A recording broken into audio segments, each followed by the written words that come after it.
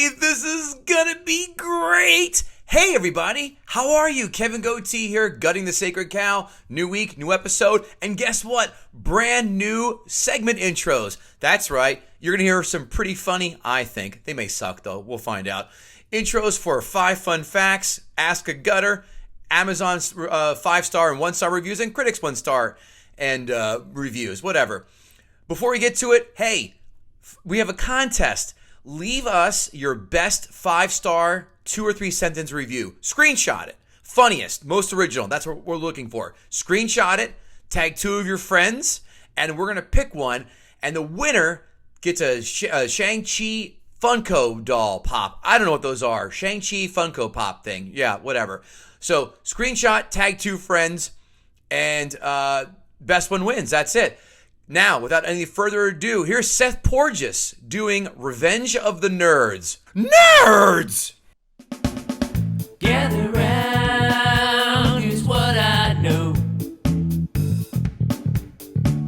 It's just that this cow has got to go. I know some people kinda like it, yeah, it's trending right now. Yeah, that doesn't matter, cause we're gutting the sacred cow. Simon Says Bleed. Kevin Israel, name that film. Is that Speed? No. Wasn't he Simon? He wasn't Simon? No, he was not. I forgot what Dennis Hopper's bad guy's name. I know it was Jack Traven was Keanu's name, but no, it is not. It was one of those stupid action movies. Can I yell it out? Seth Porges is jumping on as our guest. Seth, what is that film? Is that Demolition Man? You bet your goddamn ass it is Demolition Man. Yes. I was going to do Simon Says Bleed, Simon Says Die. There you go. Kevin Israel. Simon Phoenix. Wesley Snipes. God damn it. Phoenix. And yeah. you love that film too. I do. But you know what? Also a movie I haven't seen in at least a decade. Shame on you. I know. Gutting the Sacred Cow. Here we go again, guys. What a way to start out where the rug gets yanked out from Kevin Israel by our guests in the quote section. Is it a surprise anymore? We should just start going, whatever quote you were going to pick, I'm not going to get. Moving on. You've gotten the last few. I've gotten a few. Yeah. I'm probably at 30%. Yeah, listen, baseball that gets you in the Hall of Fame, and the NBA that gets you cut. Here we go. We're getting close to 100 episodes, Kevin Israel. Aren't you excited?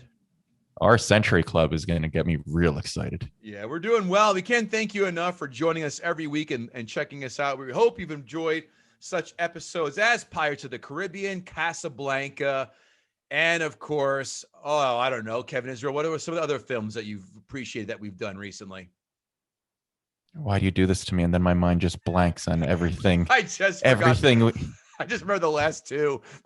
Saw. There you go. Saw. I love the Saw episode. There you go. Oh, Saw was a solid one. Yeah, that was good. We've got Seth Porges joining us today, everyone. Seth, how are you, man? What's going on? Great. Happy to be here. Seth, we like to do credits in the beginning. Tell everybody what you're up to, where we can find you, and all that good stuff. Sure. My movie Class Action Park is on HBO Max, and I guess you can just find me on Twitter beyond that. So we're both Jersey guys, and I was never allowed to go to Action Park as a kid. Me neither. Neither. I grew up 20 minutes, half hour from Great Adventure, and that's where we went. So I had friends who used to work up there, lived up there actually, and tons of people went there, but never set foot in Action Park. I almost feel bad I missed that, kind of. But you know what? I also feel like the height of Action Park was a little before us. No, it was still pretty good up until like the 90s.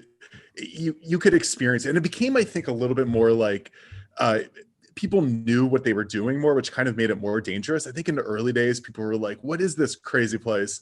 And in the later days, we're going here because we know this is a crazy place. It's like Jackass being Jackass. Like, paying the Jackass being Jackass. And hell, yeah. Knoxville did a shitty version of that film. Sure did. He sure did. Kevin, they were playing those commercials. I'll never forget on Channel 11 back when we were kids. I remember that very Oh, I remember the commercial. You remember the jingle? No. See, we're 40. Go ahead. Action Park. Wasn't There's it something like that? There's nothing in the world like Action Park. Yeah. Action, yeah. I gotta hear I could it. see the Action Park logo like in scrolling rainbow, across in the screen. rainbow letters. It was like the 1877 Cars for Kids of its time. Oh, You know, fuck it's just like you. it's in there. Fuck you, Oh, Seth, God for damn that you. fucking song in our heads. Who does that? Kevin Israel. Oh, they're sponsoring this appearance, just so you guys know. Yeah. By the way, they are a shell corporation is a Jewish thing there. By the way, did you know that for the Orthodox Jews? Did you know that? Cars for Yeah, Kids? I did know that. I had no idea. Yes, they. That's Got our fingers in everything. Seth has chosen a film, kids, that we were just talking right before I hit record that no one has done yet. I'm surprised, sorry, has nominated to do. And that is 1984 Revenge of the Nerds. Revenge of the Nerds. Nerds. I remember, like yesterday, 1984 budget of $8 million, a box office haul at the time of $60.4 million. Turn that into 2021 money. I did $20.5 million budget, not with the Action Park movie that Seth did, and a haul of $155.3 million. That's all right. 5.5-ish time, more than 5. Excuse me. Huge for a 7.5. comedy. Yeah, almost huge 8. for a comedy. Just Yeah. crazy. Just By crazy. By the way, $8 million seems like a lot. yeah, Like this didn't seem like an $8 million budget. No, this movie, one of my favorite things about this movie is like in party scenes at every angle, you see the same extras in the background, just like slightly moved. It's great. Yeah. This all went to cocaine for Donald Gibb. That is my Oh, yes. assumption.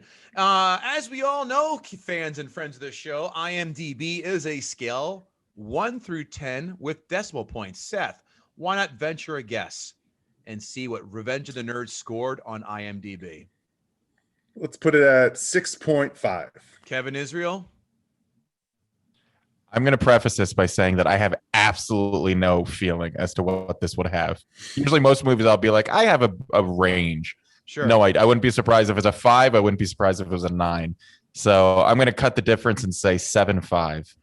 Well, one of you has won both showcases.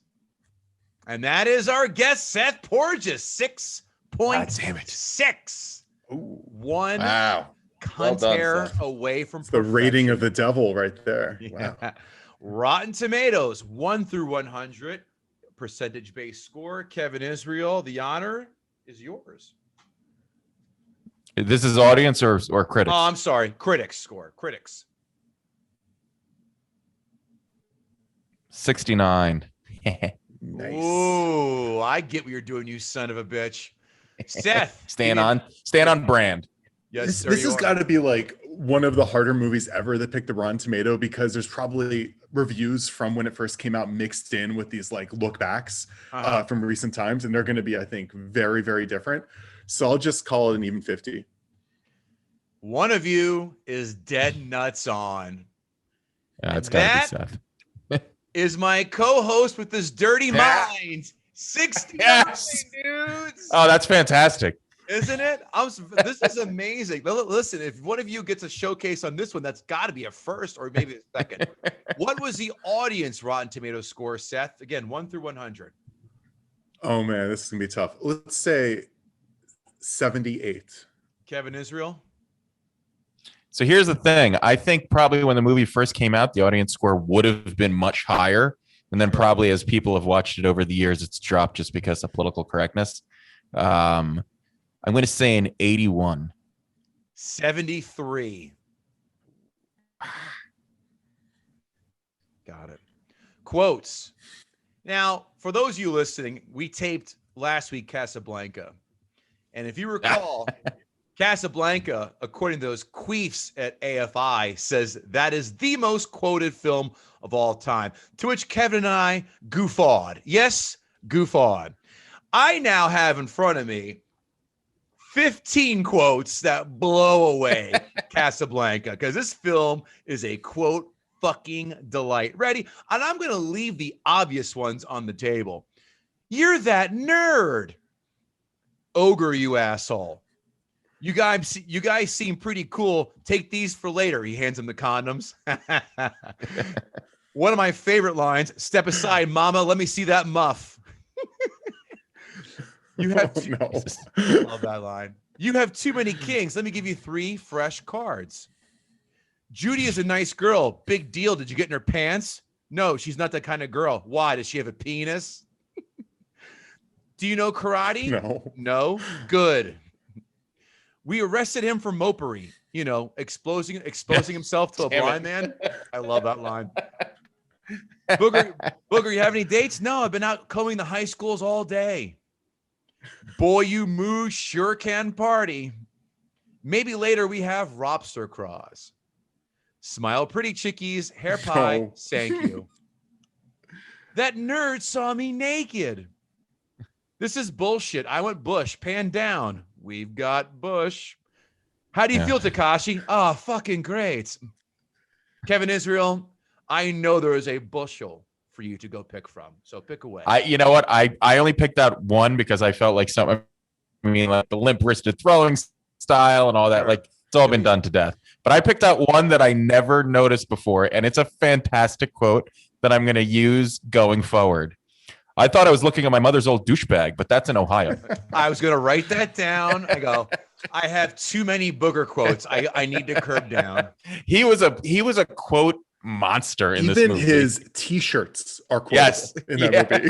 Yeah. So he had something about like, I want head all day long. Give me head till I'm dead.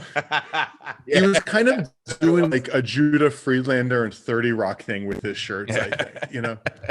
Oh, he blows Judah Friedlander out of the goddamn water. Let's make sure we call a spade a spade. Hey, Seth, how about you? Any quotes that really jumped out at you? Yeah. 2 I love. Poindexter. Would you rather live in the ascendancy of a civilization or during its decline? And at the end, no one is really going to be free until nerd persecution ends. Isn't that the moral of this movie? That's what this movie tries to be about and gets very much caught up in other issues along the way. 5 fun facts. Booger's burp wasn't actually a burp. It was a camel orgasm. He could not burp on command. Stop it. Yep. Is that your plan B? If you can't get somebody to burp on command, you find a camel. Who came up with that? Who's stimulating the camel? All there's these a lot of questions, like from A to B. That doesn't seem like the cleanest line. Yeah. Is there a camel fluffer that we're missing to get that going? Yeah. I'd love to Did know. they do that in like Southern California, wherever this was filmed, or did they like travel to the mid? Like what? Filmed at the raises way University- more questions than answers. Filmed at the University of Arizona, if you believe that. There it is. Number 2. That's crazier than how they came up with Godzilla's roar, Which was what again? which I was like an forgot. amalgamation of things. Al, I don't remember either, but it's like 5 or 6 different things. I think they just slowed down Jolene really deeply, and it sounded like Godzilla's roar. I like also how Star Wars with the lightsabers was just an old TV humming in and out. I stumped you with that one, really? I'm pretty sure in Jurassic Park they like view it as a trade secret how they did the T-Rex roar in the first movie, and the sound guys never answered that question. I do know the answer to that. Someone took Wayne Knight's last plate from the buffet and he let out a belly roar because he's a big fatso. Don't know why. I just pulled that out of my ass. Number 2. It's good. Nah. Number 2, Anthony Edwards did not want to do the sequel, but he did it because it afforded him a pool, which he now calls as Revenge of the Nerds 2 pool. Fun fact, like the famous Michael Caine, the famous Michael Caine story for why he did Jaws 2. He was like, by all accounts, the movie is terrible, but the beach house it paid for. Jaws 4, but the beach house it paid for is quite nice. I also love in his acting book, I think Stern read it on air. He goes, I only do I'm not going to do a Michael Caine. I'm terrible. I only do films. I film movies in the winter where it's warm, and I go where it's cold normally in the summer. That's how I choose scripts. Which is brilliant. The same should be So said if anybody has like a screenplay and they want Michael Caine, this is what you do. Yeah. That I would do the same if I was a headlining comic. I'll go, don't book me in Canada until mid-June and then until late September. That's my window for Canada, and that's it. Number 3, Lambda became a real fraternity in 1996 at UConn, University of Connecticut. Wow. Robert Carradine got his nerd laugh from Jamie Cromwell, and Jamie Cromwell got his nerd laugh from his ex-wife. Also, come on, Jamie Cromwell. That's like when you watch Boys in the Hoods and it's Larry Fishburne. That's James Cromwell, guys. Sure. James Cromwell. Babe. Yeah. Thankfully, a reboot was shut down 2 weeks into filming for Revenge of the Nerds. They started filming it? Yes. and someone said, you know what? We're not going to do the old Back to the Future and replace the actors. We're just going to shut this shit down altogether because it's a bad idea. Now I want to see. There's a way to make it work, which we'll get to. There's a way to make it work. Mm-hmm. Now time, Kevin Israel, for our new favorite segment, Ask a Gutter. Ask a gutter. Fan favorite Newark Night, which is Brandon Oglesby doing the Brandon recap. He wants to know, Seth, did you ever want to try, or has anyone ever tried on you, the Darth Vader helmet trick from this movie? Is that a trick?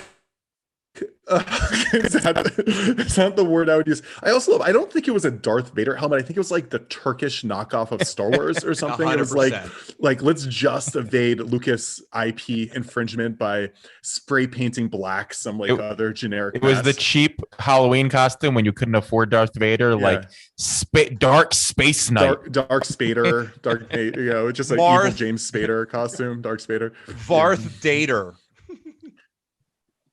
No, Marth Dater. No, nobody has tried the Darth Vader trick on me, and I have no interest on you trying it on anybody else. To answer his question, I don't think trick is the word I would use. That's assault, brother. I think Brandon just tried to get you to admit to doing some rape.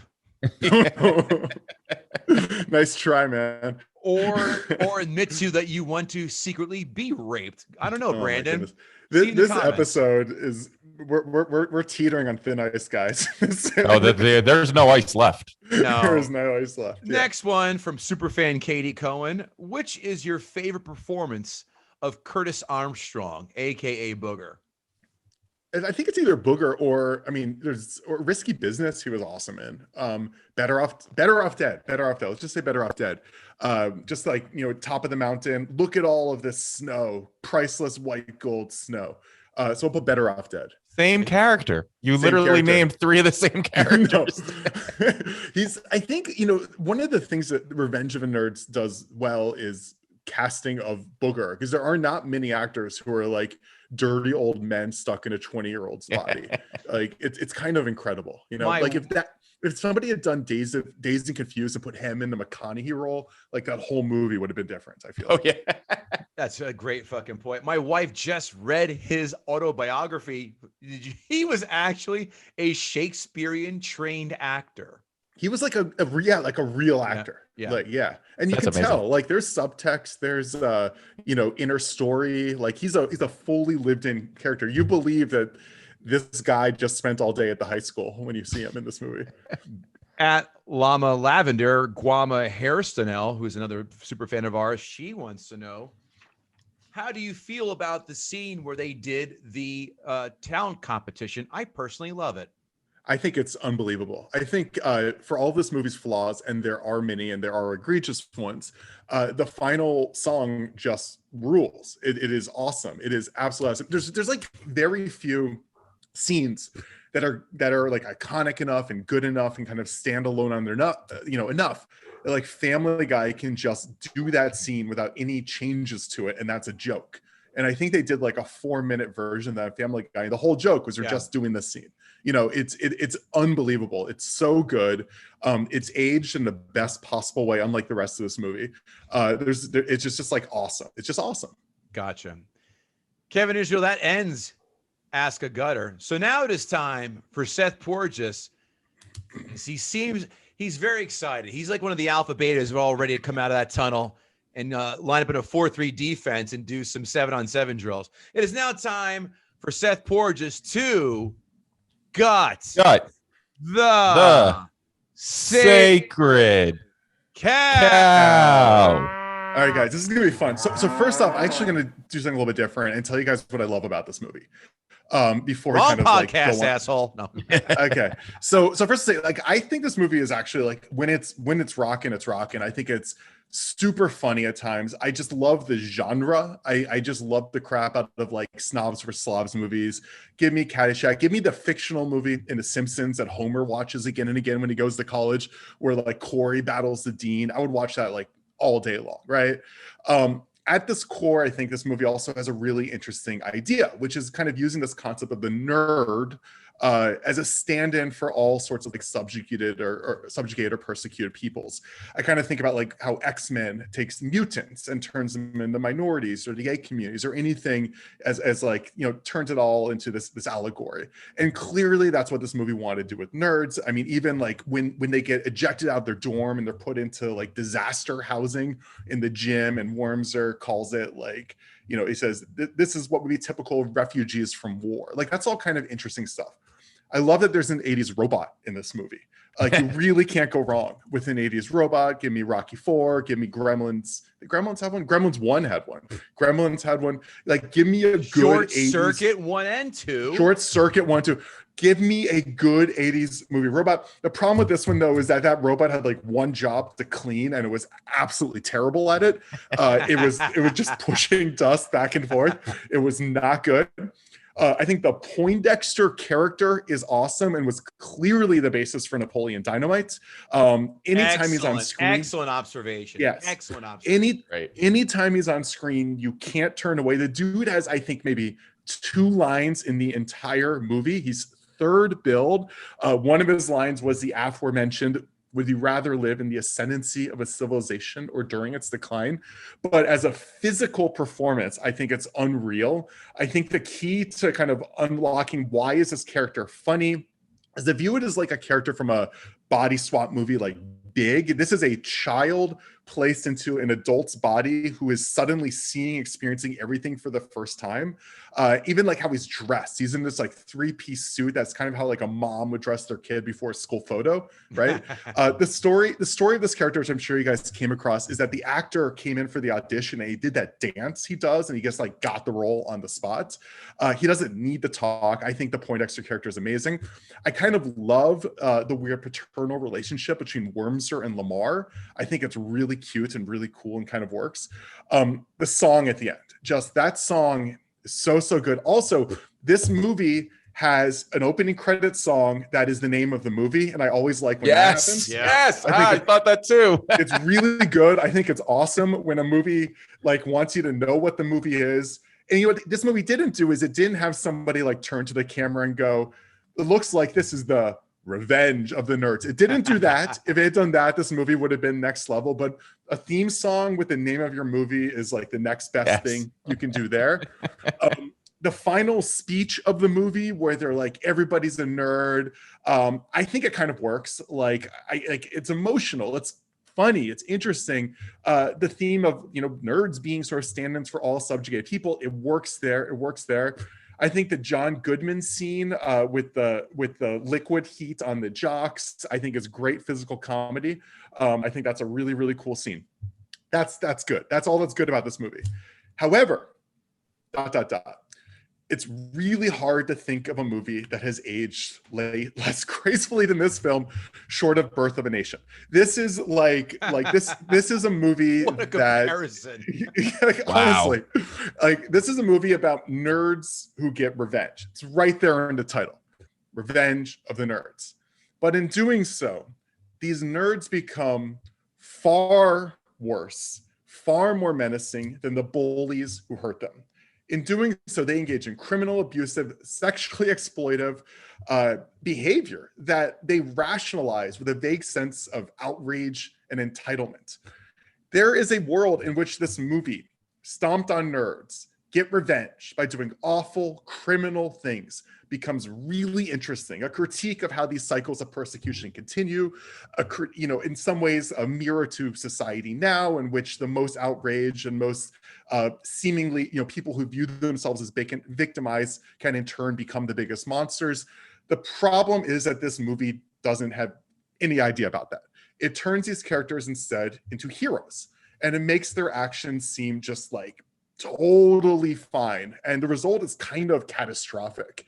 If somebody's going to remake this movie today, and I think there's a real way to do it right, you would do something like take the movie exactly as it is, but tack on a final act that makes it so both the nerds and the up until then complacent audience kind of come to terms with how awful everything they just witnessed just was, right? What this movie needs is an epilogue. It's like 25 years later, Wormser is now an online troll who spends his days on 4chan terrorizing women, right?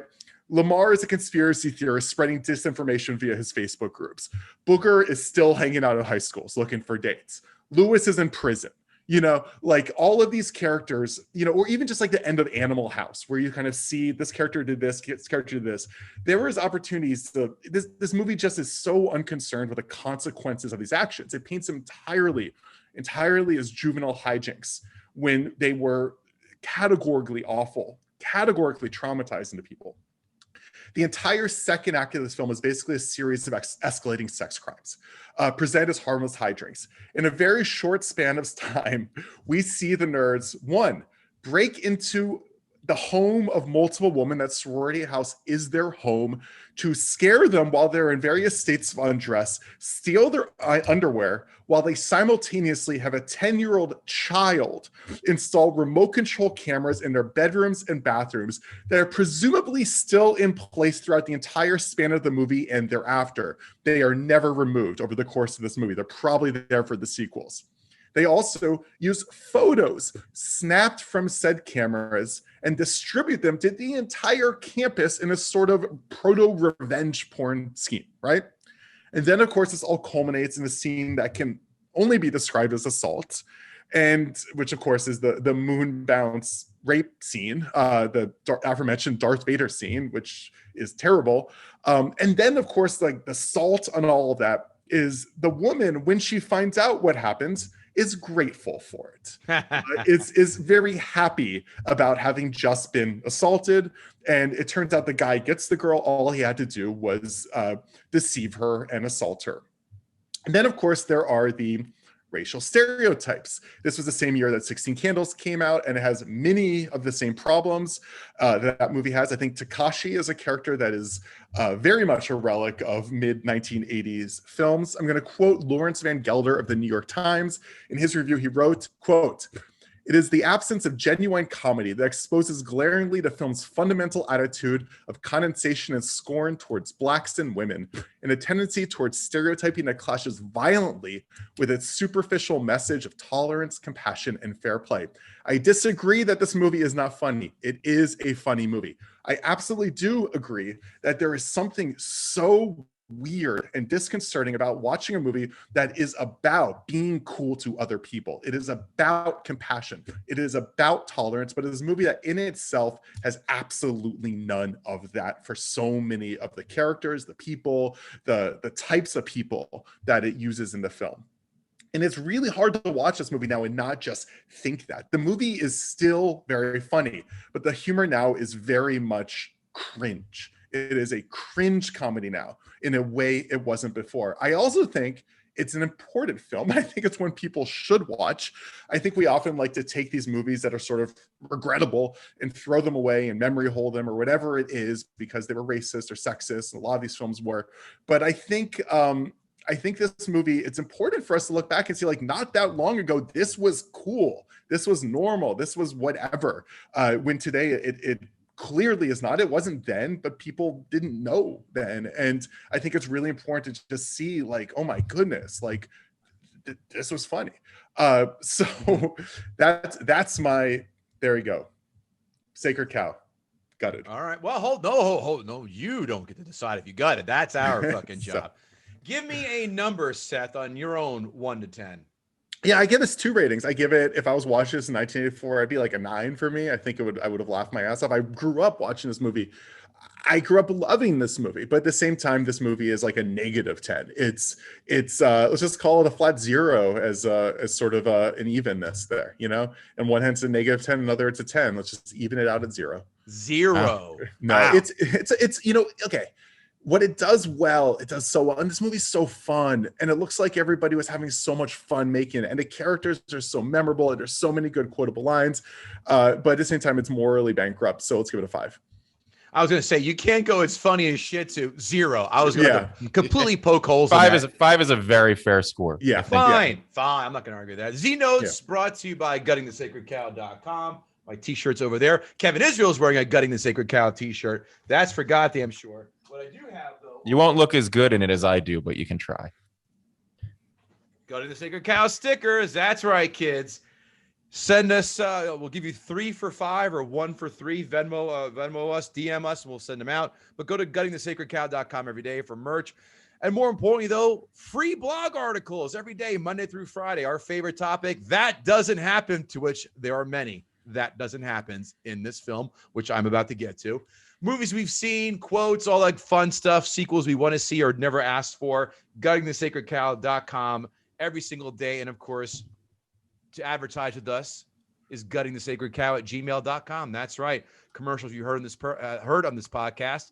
You can be part of that fun parade. Guttingthesacredcow@gmail.com, and we'll get the dialogue going. Notes. This is a fun fact and a first for me for this podcast. A very first for me. You know what it is? This was the first film that I watched for this podcast to review on VHS tape. That's right. I still have a Revenge of the Nerds VHS copy in my house. So, Yahtzee. You missed a lot of key details in the letterboxing, though. If that was only 4-3, you missed a lot of. I was going to say it was 4-3, so you're right. I didn't see the complete sides where one of the characters got cropped out like in Indiana Jones in The Last Crusade.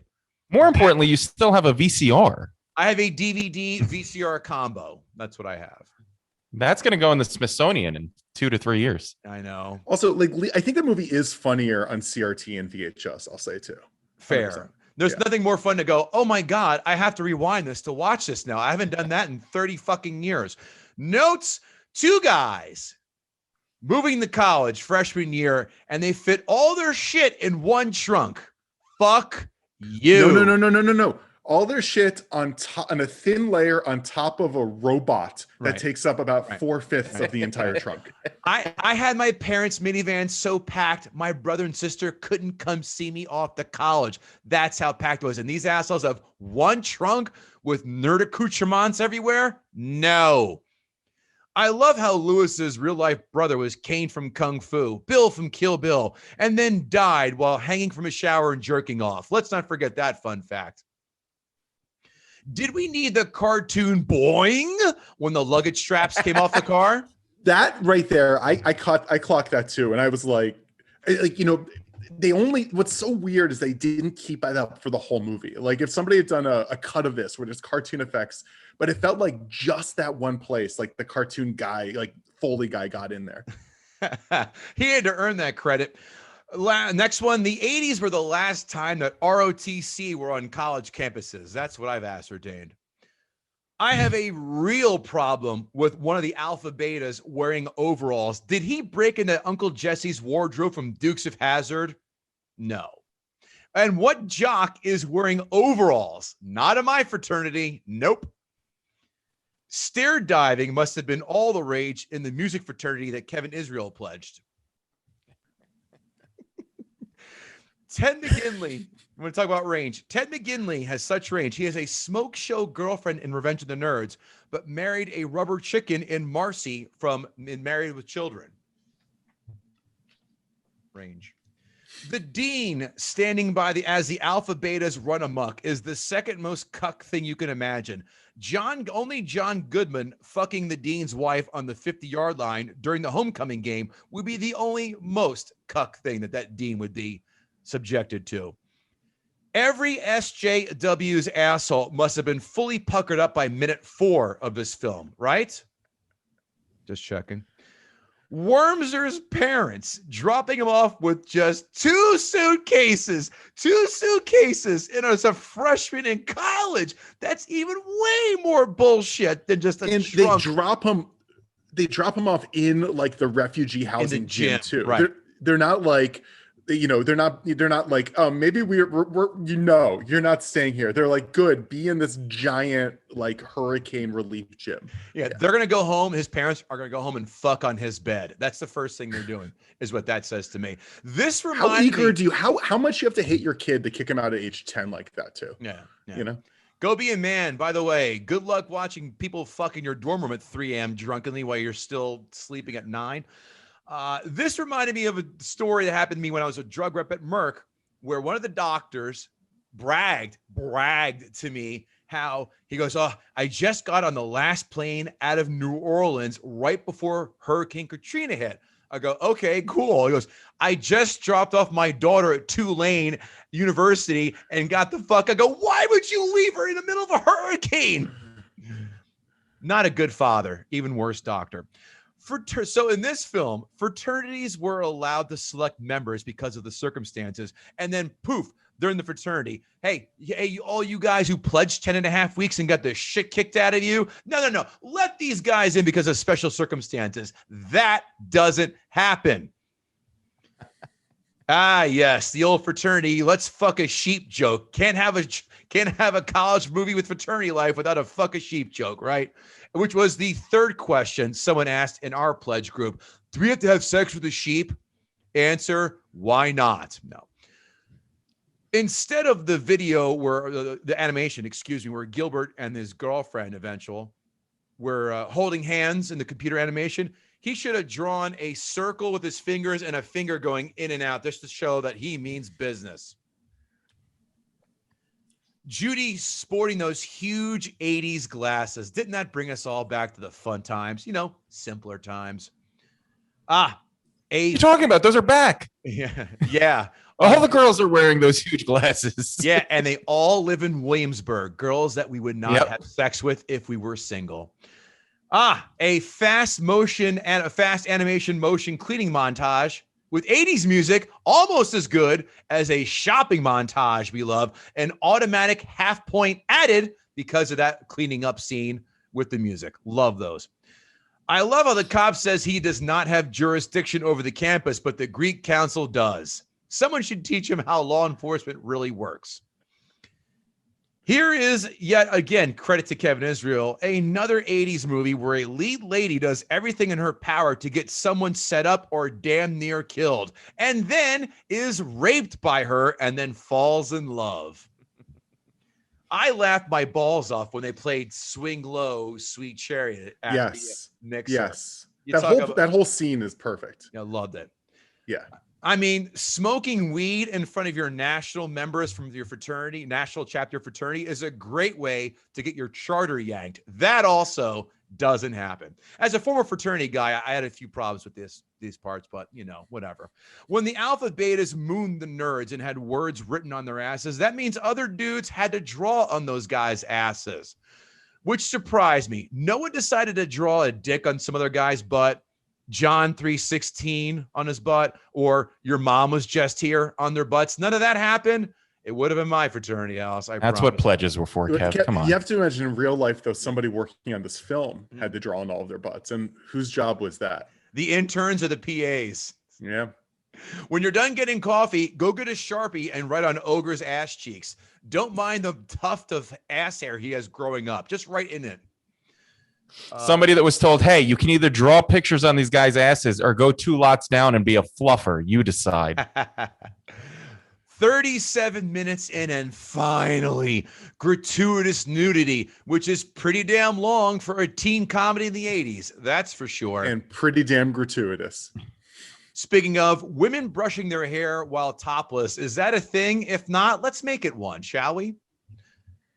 Wasn't that in Road Trip? Wasn't there the scene where they're all in the bathroom naked and they stop and they're like, women don't just stand around naked. He's like, hey, are you telling the story or am I? What a great callback, and you're 100% right.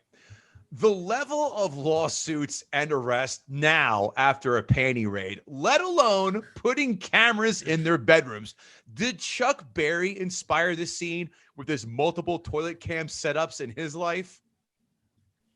How is it that all friends' houses who have, parties or barbecues, how are we all not having a tricycle and then chug a beer for every lap race?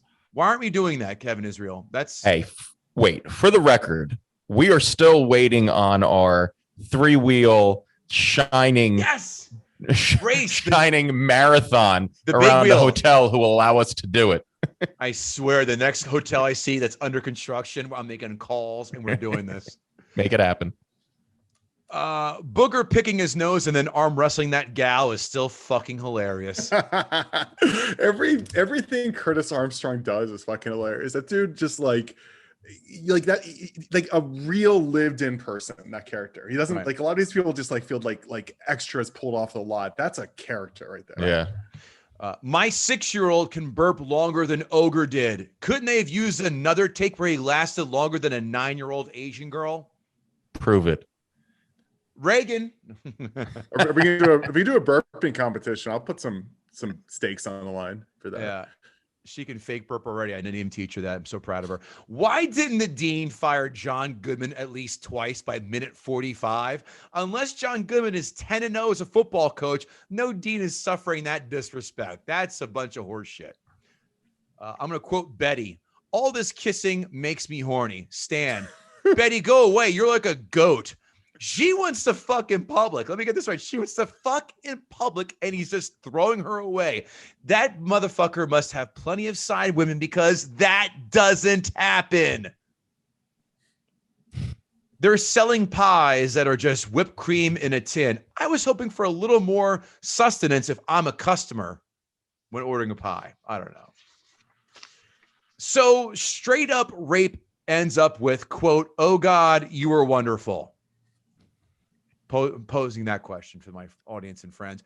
This had to inspire at least 85,000 rapes. I mean, if anything, can we put a "don't fucking do this" in big bold caption letters on the screen from now on? Like if Disney Plus can before Aladdin put a disclaimer about like outdated racial stereotypes, this movie needs like a full end user license agreement that you don't read before you do it. Yeah.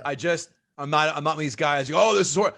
That scene is very tough to go, well, you can't defend that one, guys. I'm sorry. It's all right. I'm proud to say my pledge class won our talent competition as well. So just thumbs up for the Phi Kappa Tau folks, Epsilon chapter. White nerds breakdancing in the talent show. Guess who else did that? Me and my first grade best friend, David Marcy, to the theme of Axel Foley's from Beverly Hills Cop. No, unfortunately, there is no tape of this said moment. I was going to say again, prove it. Believe me. I wish. John Goodman's diction. You got your asses whipped by a bunch of nerds. No one says whipped unless you're Stewie Griffin. Thank you. Ogre has done 3 things in cinema history. Well, 2 in cinema, 1 on TV. Bloodsport, amazing film. Revenge of the Nerds, bet your ass. And Capital One commercials. We're not getting our fair share of Donald Gibb in our lives anymore. No, one more thing. I lived in Chicago for a number of years, and Ogre had a line, a local beer line. It was called like Ogre's Beer and had his face on the can. God he was bless like him. He was a beer entrepreneur, and that is right on brand. Also, I don't think he has a single line in any of the Nerds films, this one or others, that is not like terribly ADR'd dubbed over. Yeah. Like, but it kind of it's so true. Like his mouth and his words never move in synchrony. It makes him feel like weird and like elemental almost. Like he's this like out of world monster. It's kind of awesome. I love how the bass riff signals the arrival of the black guys arriving on the scene to save the day. The bass. That's what we call a leitmotif. Yes. That's what we call. Time to retire these 3 songs from any sports film, period. We Are the Champions, Goodbye. Song number 2 by Blur, and Rock and Roll Part 2 by Gary Glitter. Goodbye, good riddance, no one misses you. Jesus. Revenge of the Nerds 2 is easily one of the worst sequels that no one talks about being one of the worst sequels. This falls right into my sequel theory. You cannot have an R-rated original and the second one be a PG-13. It does not work out ever. Well, and third and fourth were made for broadcast television. So they were like G-rated on top of that. Yeah, I'll even slide a PG in there. In summary, it is impossible to remake this film, so don't fucking try it. But this film is still fucking hilarious. There's no denying that one bit. Yes, all those reasons you gave, very true. The rape shit, that's just a bad look and gave a lot of people a lot of bad ideas. But this film is still fucking funny. I don't care. It's insanely quotable, as I just proven, and still funny. So I'm between Booger alone. He was the Stifler before Stifler in American Pie 1 and 2. I don't acknowledge 3 and 4. They're trash. But he was the Stifler before Stifler, and god damn was he great. This film is still hilarious. I love it. Does it pass the remote test, Kevin Israel? I don't know. Seth, the remote test is if you're ever flipping around in cable, you catch it at any point in juncture. Do you flip it on? Do you stay with it for the rest of the duration of the film? And what? Fuck it. I do stay on. And then I tune right out in the very end because I don't need to hear the lecture about nerds and being treated equal and, all that, the talent competition. I don't need to see that again. I've seen it before. I want jokes. That's what I'm here for. Jokes. I give this film a 7 out of 10, nay, 7.5 out of 10 because of said cleaning montage with 80s music, which always puts a smile on my face. Almost as good as the shopping montages in the 80s, but God damn it, I give credit where credit is due. 7.5 out of 10. This film's still a fucking classic. Love it, despite its shitty themes at times. I don't care. I can put it in the time capsule which it came from. Love it. Kevin Israel, the floor is yours. First of all, no movie we've ever reviewed has more closely encapsulated the Kevin Israel, Kevin Goatee dynamic than Revenge of the Nerds. Kevin Goatee, if Kevin Goatee was turned just his person into a fraternity, it would be the Alpha Betas. Oh, there's and I was the Lambdas. Like it's such a perfect just personality dynamic of us that I just watching it the whole time. If you didn't go as Stan at some point for Halloween, then you're missing out on a great costume opportunity, and you need to do so post haste. The worst thing about it is I play baseball. I can't throw a football to save my life for shit and catch it because if I have too much of a baseball throw, I cannot throw a football properly. I know you would think so. I'm pretty sure Stan couldn't throw a football either. So. No, he actually. I think McGinley played ball because he's on the Men of USC calendar I found in my research. Did he really? Yeah. So I think he's actually him and Mark Harmon were the two jocks actors of the 80s because Mark Harmon, he played quarterback at UCLA. This movie is just, and you already said it, Kev. It's such a time capsule of the 80s. Like it represents everything that was good and terrible about the 80s. It just the whole nerd thing, the whole just assigning this identity to a group of people who were intelligent and socially awkward. It was just such a phenomenon that it existed before this, and then it was really labeled by this movie, and then it just took on a life of its own that lived on for almost 20 years until people started saying, and almost until Iron Man came out, and then people were like, "Oh, nerds are kind of cool. We like all these movies and all this weird geeky shit." And by the way, nerds rule the world because they invented the internet. So it really lived as this moment in time that you go back and you look at all these things and all the horrible stuff that Seth said and all the great funny stuff that we find in this movie was the 80s. That was literally the 80s. And Kevin and I were both, Seth, I don't know how old you are, but Kevin and I were both children in the 80s. We were children in the 80s and we're teenagers in the 90s. We're Gen X, right at the tail end of Gen X. So you watch this movie and you just think this is really it was sort of a caricature, but it really wasn't far off by how people thought and how people behaved at the time. And it just jams it all into this movie. And I don't think any other movie really does it quite as well as this movie did. And watching it all, it just takes me back so much. The music, every song in this movie just takes you back to that moment in the 80s, whether it is and Seth, you said it perfectly, a theme song with the name of the movie. I had it in my notes. Can't be, your movie can never be terrible. You just can't. Yeah. When you write a whole theme song for that movie that's based around the name of the movie, fucking amazing. You're playing with fire. You're playing with fire. I mean, look, the Ghostbusters theme song, like, come on. Oh yeah. Like, it's just such a great moment. Let me interject, and to your point, one of my favorite 80s movies that does that with the song and the title is Police Academy 4. They have a Citizens on Patrol song. That's that's on my fucking cell phone to show you what a fan I am.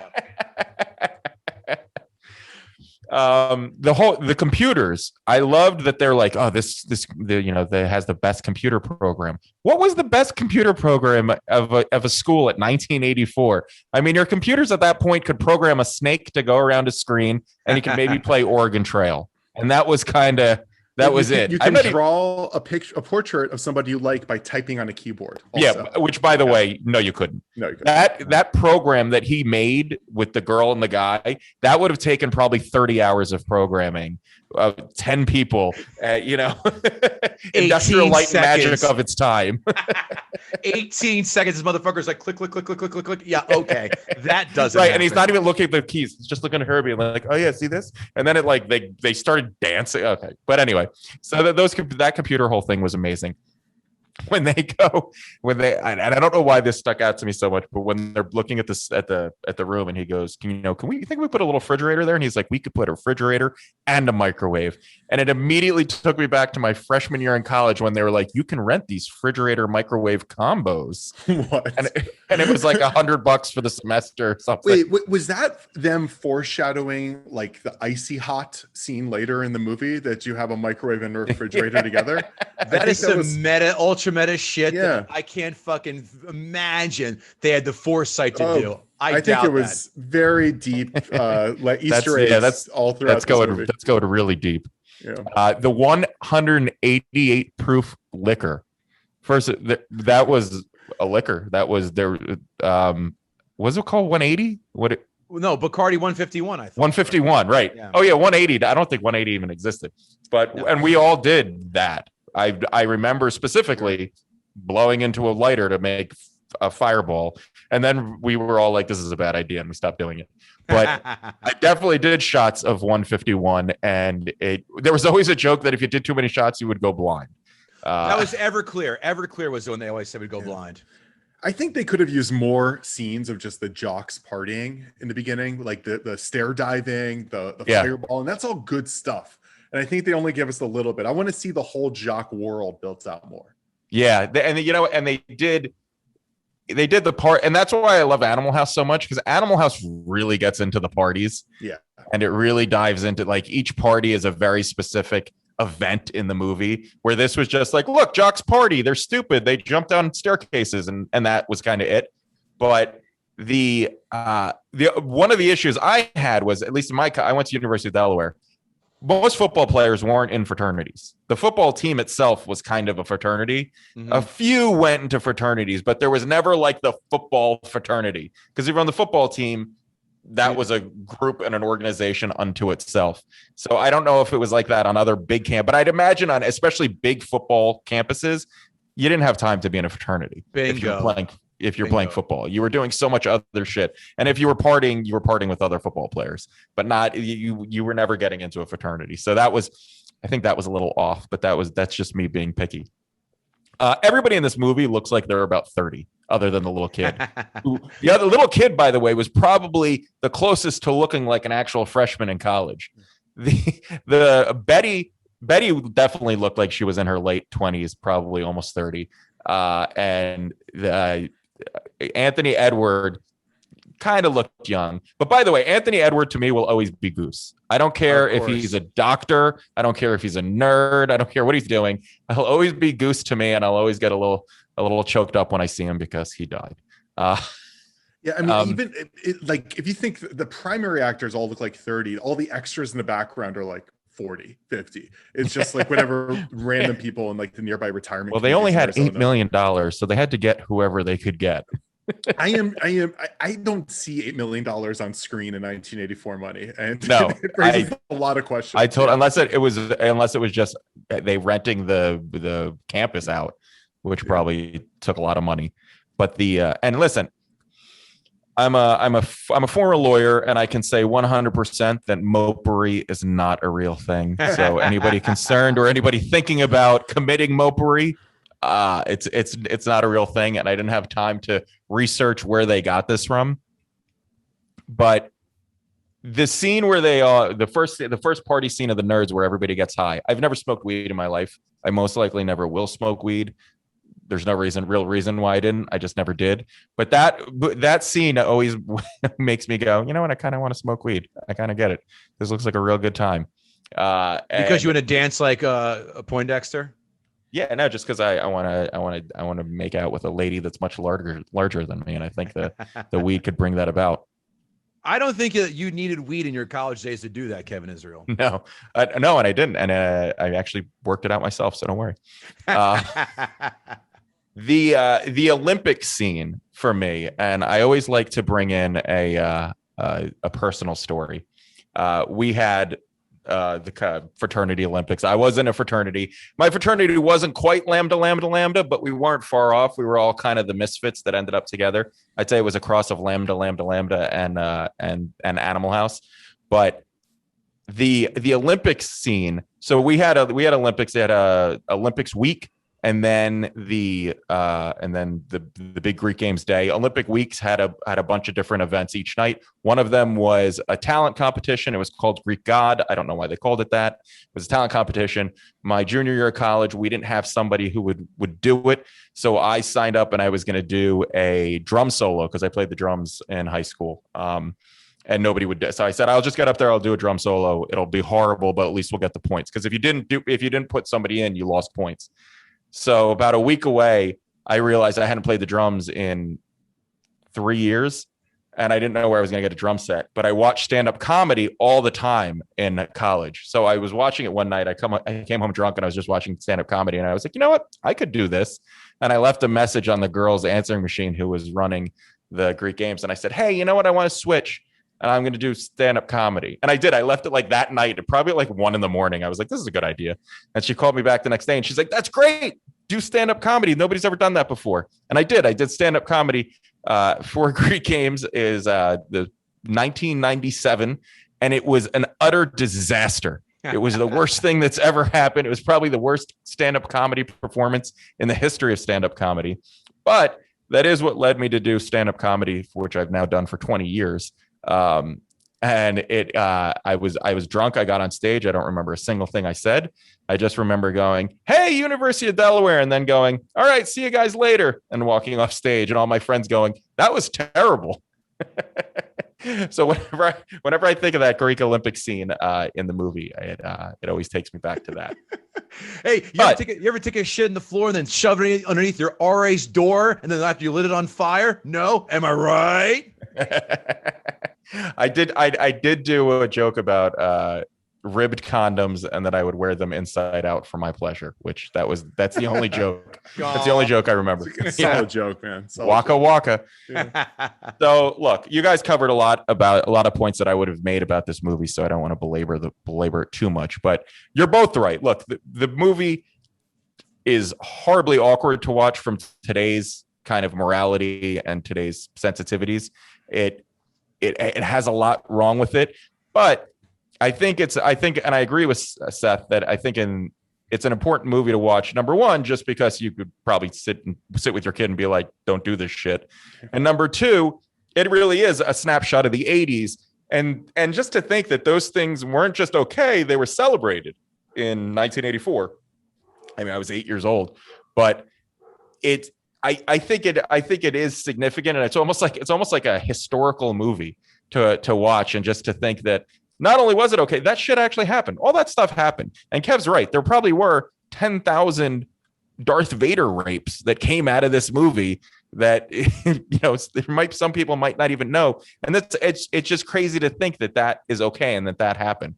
But Anyway, for me, I did really enjoy watching the movie, both from a nostalgic standpoint, and a lot of it still is funny. And Booger is hysterical. And Seth, you're right. He is a three-dimensional, 360-degree character that has all the trimmings. And probably the most interesting, if they were going to make an individual movie about a character, I would want it to be about Booger. I would want to see Booger's Excellent Adventure. I'd watch that. Yeah, where did Booger come from? What were his motivations? The prequel trilogy. Yeah, right. The origin story, like Snake Eyes, although it would be better than Snake Eyes. Yeah. Yeah. I don't know, but the first movie has like this long pod racing scene for some reason. I still don't understand why.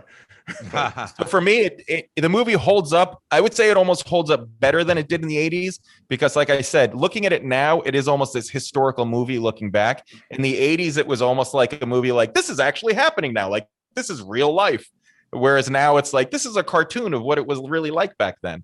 So it's a really different experience to watch it now, but I still enjoyed it. I still thought there was a lot funny to it. It is insanely quotable. It is ridiculous, but it does make you feel like, this isn't okay.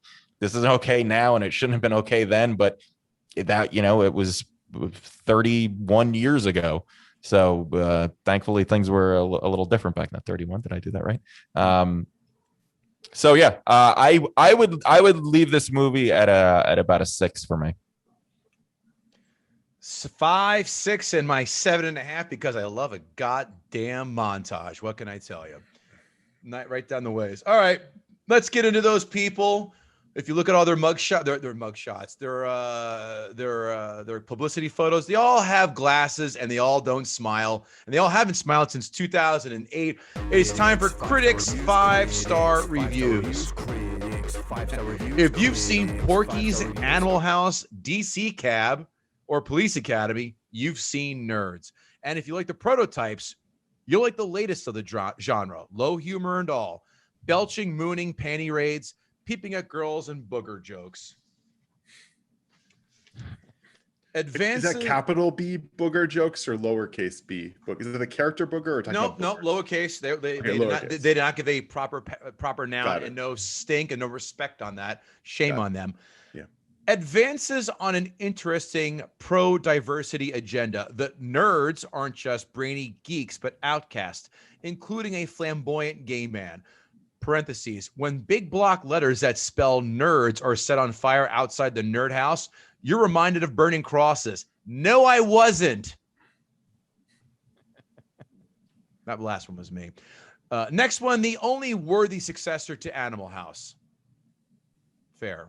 PCU is good too. I didn't like PCU. I love PCU. I haven't seen it so long. I should give it another watch. I remember I saw it when it came out. We're not going to protest. We're not going to protest. I love that movie. PCU like rules. I'll give it another go. Compared to most of today's gross out extravaganzas, this exceedingly upbeat saga seems almost wholesome. Critics 1-star reviews. There is a theory that every Hollywood star has a turkey or two in their closet. So today, step forward, Anthony Edwards, star of the hit TV series ER. The nerds perpetrate a nasty streak of behavior toward women that violates the film's general live and let live attitude, and it stains what is otherwise intended as raunchy but lighthearted fun.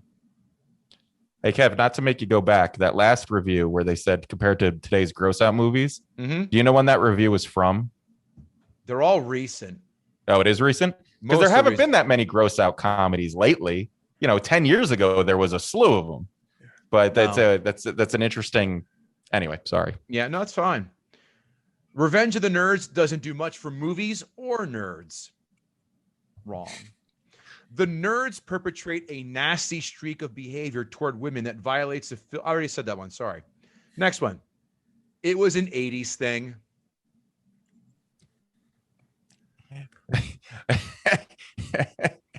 It's almost like I feel like that's like an apologist. Yeah. I think it was the 80s. This is the only thing missing is a North Jersey Italian going, it is what it is. It is. Yeah. The best review of Revenge of the Nerds was the line in American Splendor when the guy says, I like Revenge of the Nerds because in the movie, the nerds win. I heard it's good with Giamatti. Yeah. Amazon 5-star reviews. They want like $40 for this movie, and this one was around $10. Great deal on a great movies of the 80s. Probably was a DVD that came with part 2, I'm guessing. I would have taken part 2 and thrown it right in the fucking trash, to be completely honest. And I know when we make fun of people who say, oh, I watched 5 minutes, I was horrified, I threw it in the trash. That doesn't happen. No, but Revenge of the Nerds 2 is so fucking bad. I go, I'll keep one and then throw out the other one. But what Revenge of the Nerds 2 does do is it gives Ogre a real arc in which he too discovers that he is a nerd. Sure. And by the way, you on spring break? Yes. Yeah, Nerds in break? Paradise. Yeah. Nerds in Paradise. Did you also, fun fact, for this one, they cut out in the end where Stan Gable is actually a nerd. He goes back to his room, pulls out a pair of glasses, and cracks a book and starts studying. They were going to have that, but they changed that, thankfulully. If everybody's a nerd, is nobody a nerd? Oh, and your meta horse shit. I got to sit down now. Oh, It's very confusing. Is there a universe in my fingernail of a universe? I saw this at the big screen and remember laughing my butt off. Then when it was released on DVD, I got it and laughed my butt off. And now on Blu-ray, got it and still laughing my butt off. Simply said, this is a great movie. Warning, you'll laugh your butt off. Warning, now I have no butt. It's a lot of butts to be laughed off here. I got this.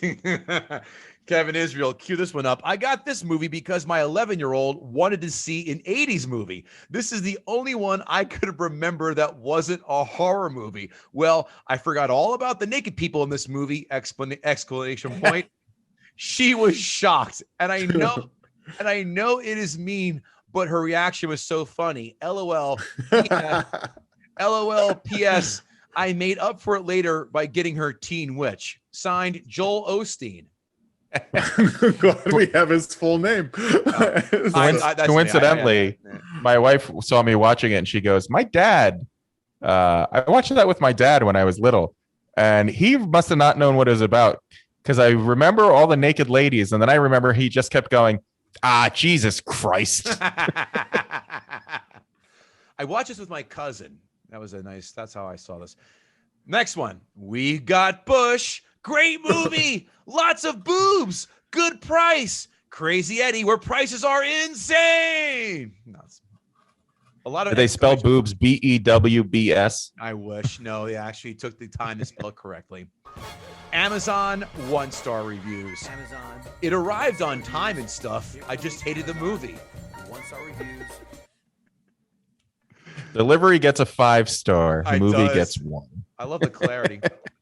Next two are long but worth it. Unbelievably bad on so many levels, but the main blame should fall on the director, who did such an incompetent job. It was excruciating to watch. It was also poorly cast. The main two nerds didn't come off as nerds at all, but normal actors dressed up to try and make them look like nerds. The acting, if one could call it that, was atrocious all around. Also, there were 5 writers on this film. 5. One would think with that many writers, there would be at least 5 laugh out loud moments, but no, not even a chuckle. It's worth noting that with the exception of Ted McGinley, the rest of the stars who went on to bigger and better things. Wait, they're saying that everybody went to better things except for Ted McGinley, who's been held back? Yes. Did they not watch Married with Children? Yeah. I mean, what's Worms up to? I like to think that he actually followed your idea, and that's become a 4chan shit stirrer on the internet. I mean, that's the character is bound for. I mean, great things ahead. He's probably a billionaire, that kid, by now also. Yeah, he got onto Bitcoin early, and here we are, a bunch of fuckheads sitting around doing a movie podcast. Last one. Combat bullying by being a bully yourself, and a sexual bully is no less of a bully. It is not too surprising then to see that eventually in the movie, the nerd hero wins out by raping the sorority queen, which in turn makes her fall in love with him. He does this by impersonating her boyfriend, and when she finds out it is the nerd, she doesn't mind because of the high quality of his sexual performance.